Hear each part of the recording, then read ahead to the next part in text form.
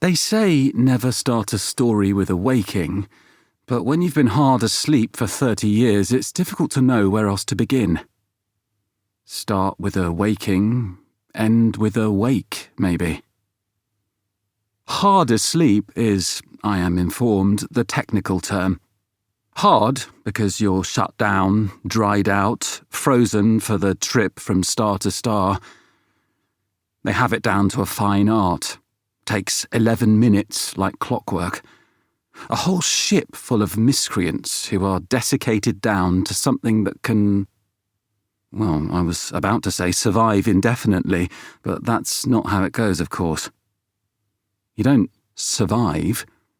You die, but in a very specific flash-frozen way that allows for you to be restarted again more or less where you left off at the other end. After all, the shunting about would kill anybody, the permanent, non-recoverable kind of kill, who wasn't withered down. They pump you full of stuff that reinflates you to more or less your previous dimensions. You'll note there's a lot of more or less in this process.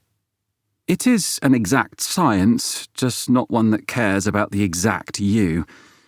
Your thought processes don't quite pick up where they left off.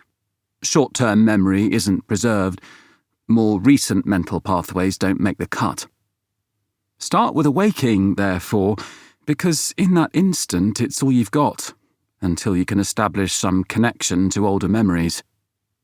You know who you are, but you don't know where you are or how you got there, which sounds terrifying, but then let me tell you what you're waking up into. Actual hell. The roaring of colossal structural damage as the ship breaks up all around you. The jostling jolt as the little translucent bubble of plastic you're travelling in is jarred loose and begins to tumble.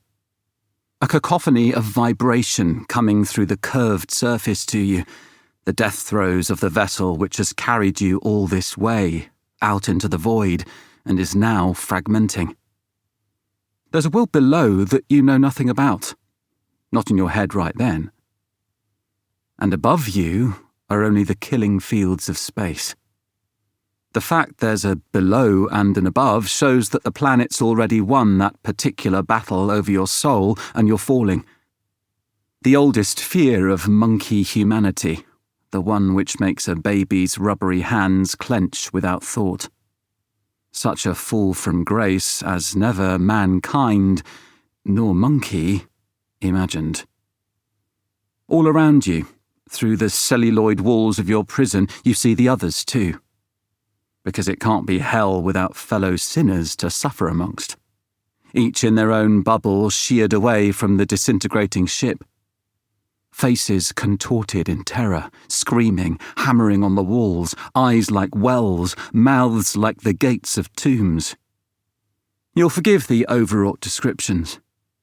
I am an ecologist, not a poet, but mere biology does not suffice to do justice to the appalling sight of 100 human beings all revivified at once, and none of them understanding why, even as you don't understand why, and the vessel coming apart in the rack, and the world below, the hungry maw of its gravity well.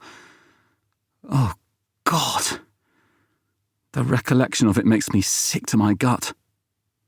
And of all things, in the midst of that chaos, to remember I am an ecologist.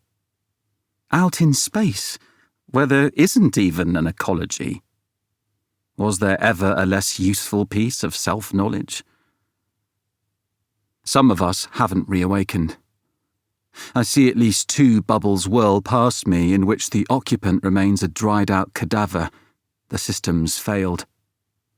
Acceptable wastage is the technical term, and that's another unwelcome concept to suddenly have remembrance of.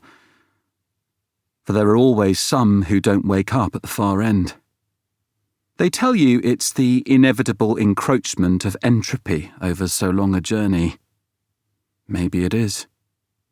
Or maybe those who don't wake up are the most egregious troublemakers.